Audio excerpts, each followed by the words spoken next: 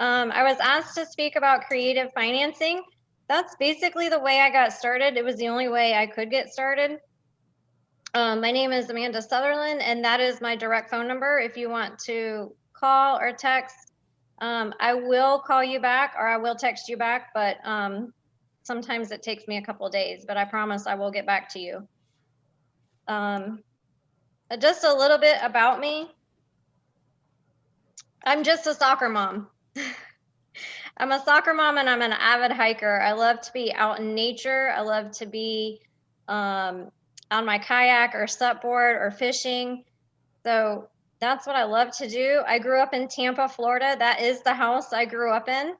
It's a small trailer. It does still stand there. I'm not sure what year it was built, but that's pretty much what it looks like to this day. So I grew up very poor. My parents are still both very poor. They're living paycheck to paycheck. I basically live paycheck to paycheck as well.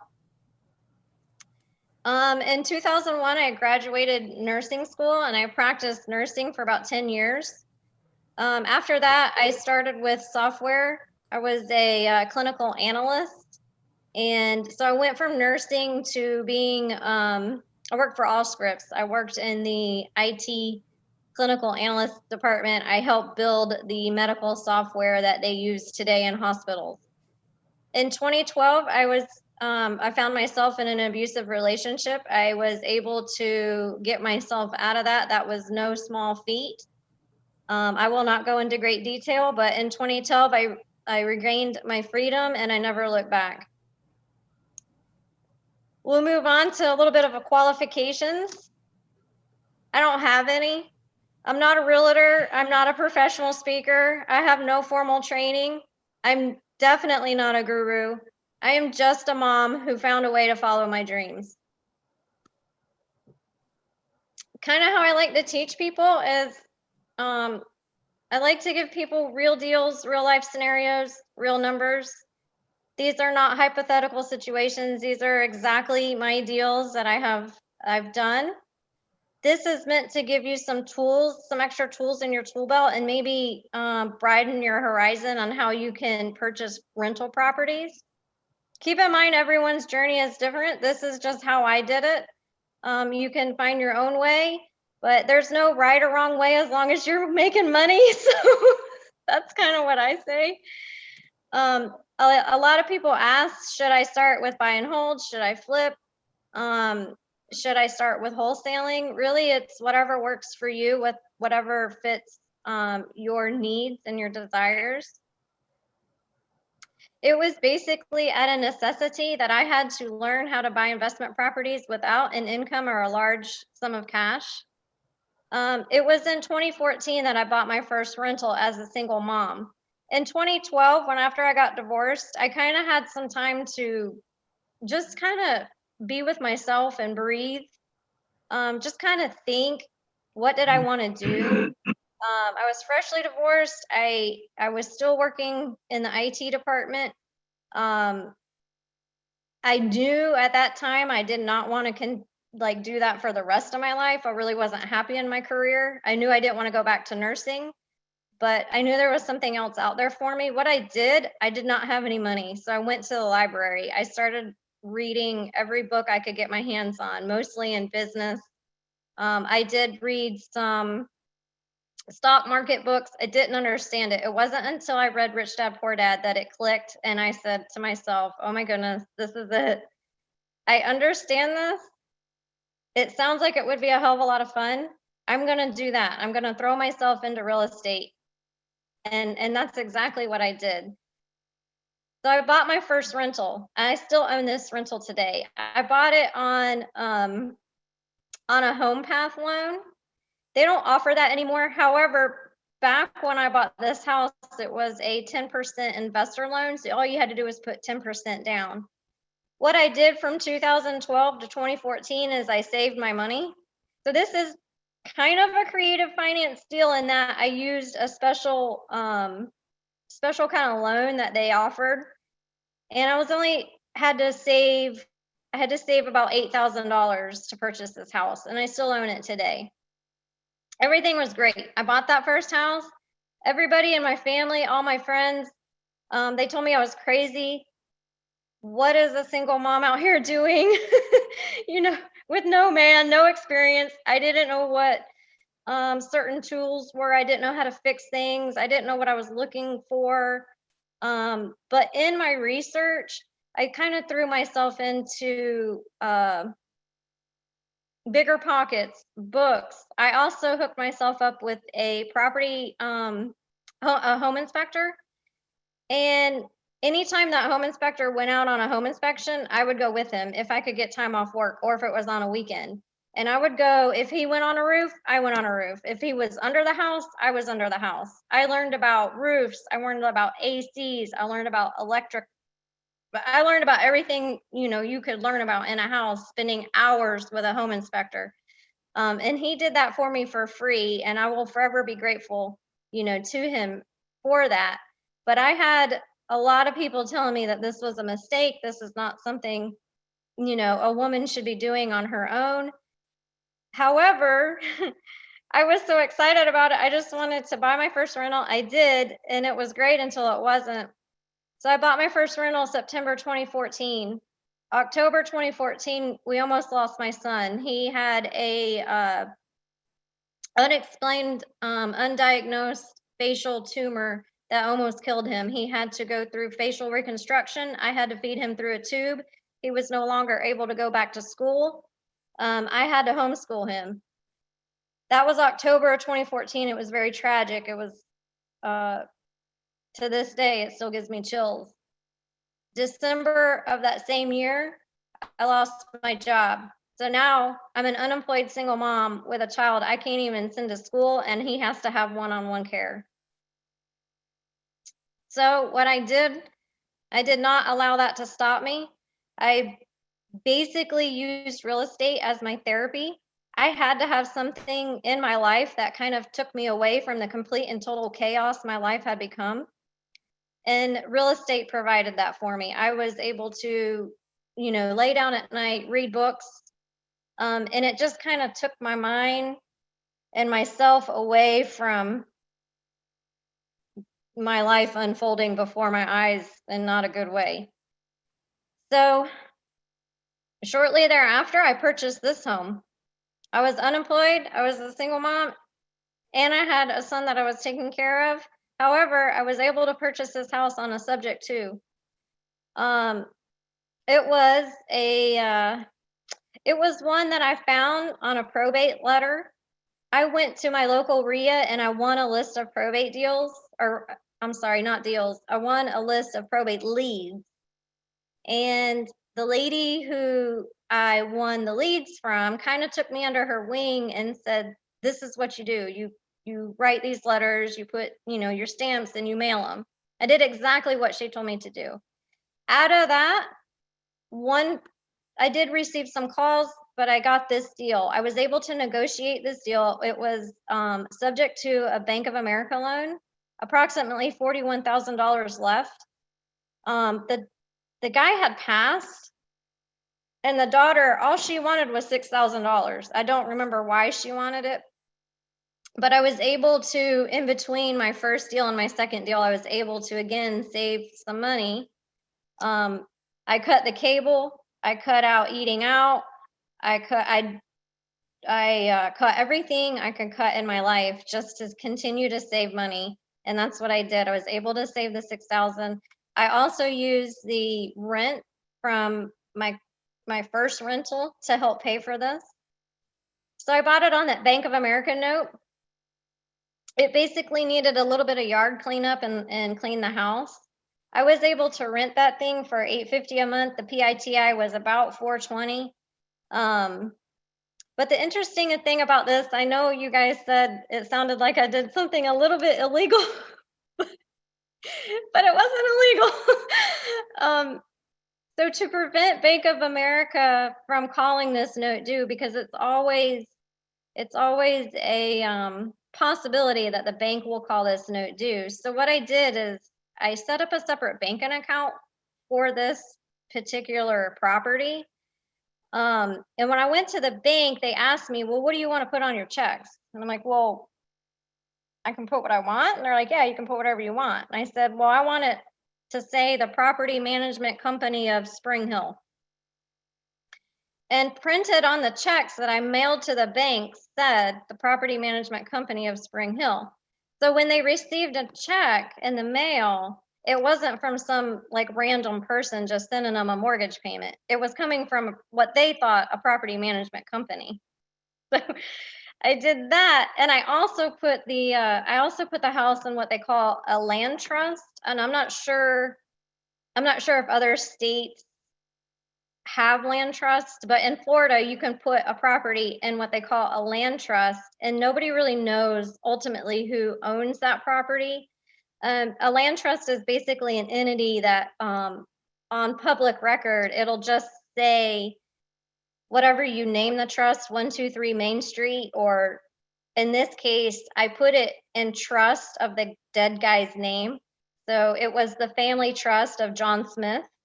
So if the bank were to look it up on property appraiser site, it would say the family trust of John Smith, and now they're receiving a check from a property management company. So it looks like the house had just got rented. So those were a couple of preventative measures that I took to prevent Bank of America from calling that loan due. But the really interesting one about this house, so I moved in a veteran on this house, and he was there about 6 months. And after about 6 months, he called me and says, Amanda, I love this house. I don't want to ever move again. My daughter is super happy here. Can we buy the house? And I had no intentions of selling this. I quite like this house, actually. And it was my second deal. I wanted to keep it forever. But I got to thinking, well, if I were able to sell this house and I was able to sell it after owning it a year and a day, I would be able to utilize 1031 exchange. So I asked the renter, the guy who wanted to purchase my house, I said, listen, you can make me an offer, but I'm not going to sell that house until such and such date. And if you can hold off until that date and we can come to terms on price, I'll sell you the house. So we did just that. I sold it 1 year later at $84,000. With that $84,000 I took and I did a 1031 exchange. And if you don't know what that is, you have to, it's a, what do you call it? Maybe not like a tax loophole kind of, so you don't have to pay capital gains, but there are certain rules. So you must hold the property for at least a year and a day. After that, you can sell it, and you have 45 days to identify up to 3 properties, and you have 180 days to close. The properties you purchase, they must be more than the sold price of the previous property. And this is just to defer some capital gains tax. So what I did with my 1031 exchange is I thought I was going to get 1 property, but actually what I did was I got 2. So I got this house right here, basically for free. I took my 1031 exchange money. I bought this 3-2. It's a 3-2, 1350 square foot repaired sinkhole home. I purchased it for 108. It didn't need anything. I didn't even clean it. PITI was 647, and it rents today at 1350. I still own it. With that same 1031 exchange, I was able to buy this house. I still own this one today. It's a 222 with a bonus. It's 1,290 square foot. I purchased it for $92,000. The PITI on that is 513. It rents at 1075. I did absolutely nothing to this. It needed a little bit of cleaning, no repairs. I've had the same renter in there since I purchased the property, and there is only one problem. It is haunted. The people who live there say there's 2 ghosts. One is her husband, because he died in my house, and the other guy who lives there, or the other ghost, is the other man who actually died in that house as well, and they're friends. After that one, I was able to, I think after that one, I did go back to work, and I worked in Tampa. So that was about an hour from me, and I drove. So I just continued on my real estate journey. This particular deal, I found driving for dollars, and I don't know if you guys do that, but I find most of my deals that way. When I found this one, there was a handwritten note in pencil in the front yard for sale by owner sign. With that one, I made an appointment. We negotiated at the kitchen table. It was an older couple. This was their second home. It was a kind of like a vacation home. So if they sold that to me outright with cash, they would have been hit with a lot of capital gains tax. So I was able to negotiate that, where I had a purchase price of $68,000. I only put $5,000 down. That's what they wanted. I didn't have any repairs or cleanup. I offered them 6% on a 20-year note, which was about approximately $615 in PITI. Rented it for $1,250. But this deal just got a little sweeter. I still do own this deal. However, after a couple years, I refinanced that same house on a 30-year note at 4%. My payments were approximately the same. I pulled out about $18,000. And I lease optioned that house when it became available. And I lease optioned it with a $5,000 non-refundable deposit. So I got all my money back. And I have an option on that house for $139,000. So I got all my money back, but what I did was I went and bought another flip or another rental. I took all that money and used it as a down payment for another cash flowing rental for a 3-2 block on a half-acre fence lot. It rents for $1,200, and those folks are moving out in February. And when they move out, I'll put a lease option on that one as well. After that, in about 2016, I started a flipping business. My first flip I did on my own. It was an unrepaired sinkhole in my area. Well, let me just back up. This whole time I was continuing to educate myself. I was going to every RIA meeting that my time would allow. And I also threw myself into continuing to listen to Bigger Pockets.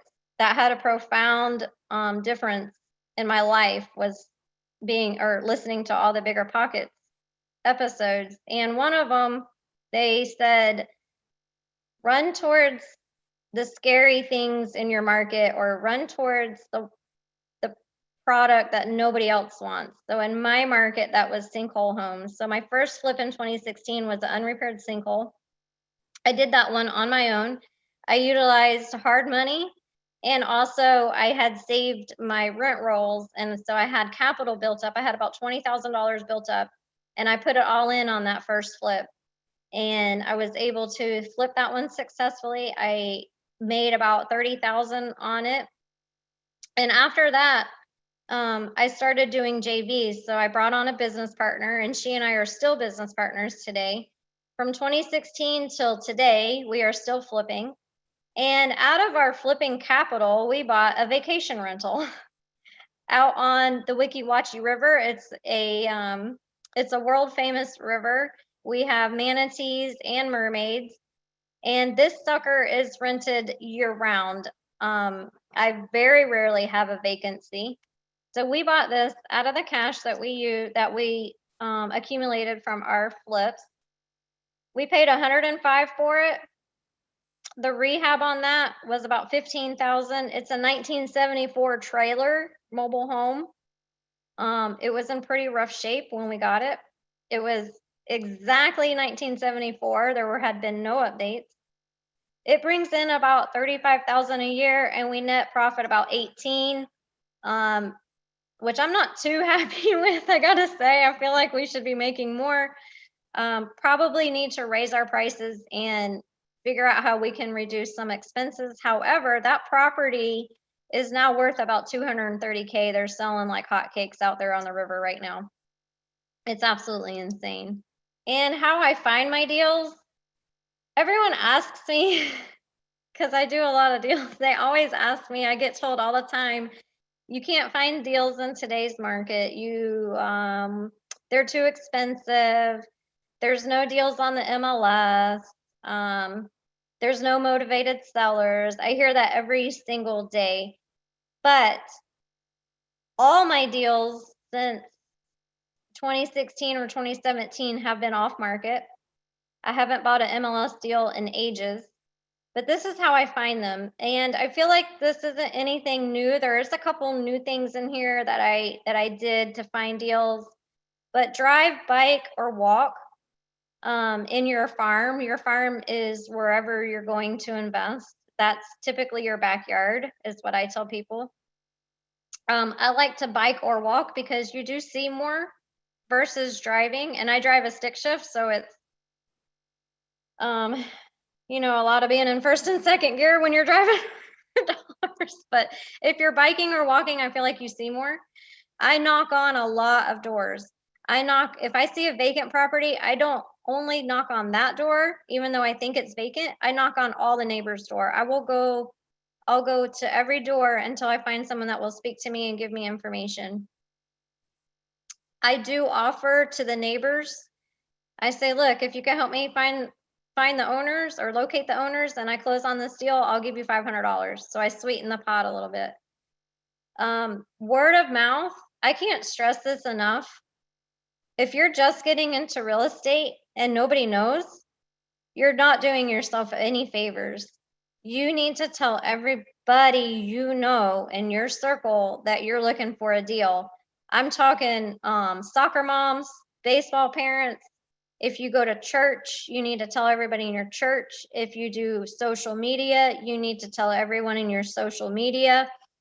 You need to tell your grandparents, your family, everybody you can think of that this is what you're going to do. These are your goals. Put it out there in the universe. And I'm telling you, I can't tell you how many times my grandmother has given me an address from her being out yard selling, you know, for houses that she thinks I might like or whatever. So Granny is not on Facebook. She is not on Instagram. Granny has no idea even how to get on the MLS or Realtor, but guess what? She's feeding me properties. So tell everybody you know that that's what you want to do. It's very powerful. Another tactic that I use is I tell all the realtors if they bring me a deal, they double side it on the buy side. So if you bring me a deal, I'm not going to use my realtor to take the buy side commission. I let that realtor double side it, and that has brought me quite a few deals. One thing I did when I first got started is I utilized the local newspaper. And in my town in Florida, there's a lot of old people. And what do old people do? They love to read the newspaper.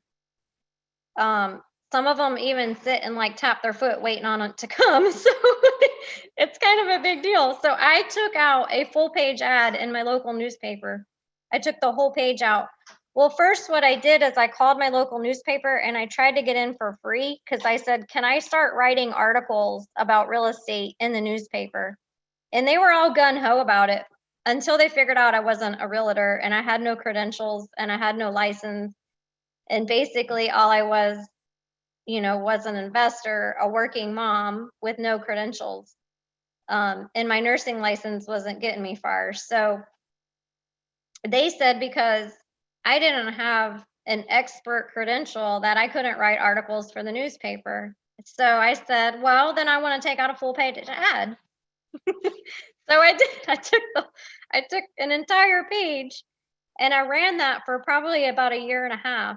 And that brought me a lot of sinkhole deals. Another thing that I do is door receipts. So a lot of people hang these little door tags I buy houses, cash for houses, whatever. No, no, no, no. You want good old Home Depot, Lowe's, Chick-fil-A, McDonald's, right on the back of it. Hi, my name is Amanda, please call me. And I stick it, I always have tape in my truck, so I stick it to the door. And for whatever reason, it's non-threatening, a receipt taped to the door. But if I hang something that says I buy houses, they don't darn call me, ever.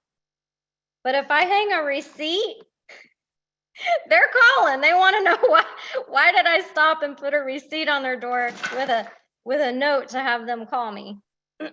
Okay, so that, oh, and internet stalking. So I will skip trace a person. I will hunt them down any which way I can find them. But a lot of what I do is internet stalking. I'm talking Facebook, LinkedIn. I've gotten by sellers on LinkedIn. Good old Google. I had a house that I could not find this guy, and I finally just ended up Googling him. Turns out he owns a feed store in Kentucky. And I was able to call the feed store directly and get a hold of him that way.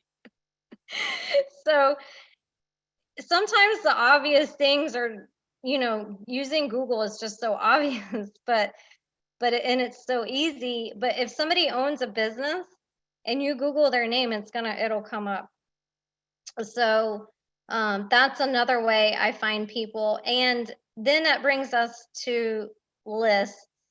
And I tell everybody I really don't recommend lists, although I did find one of my best deals off a list, and I'm going to tell you why, because I have bought so many lists and I don't have time to work them.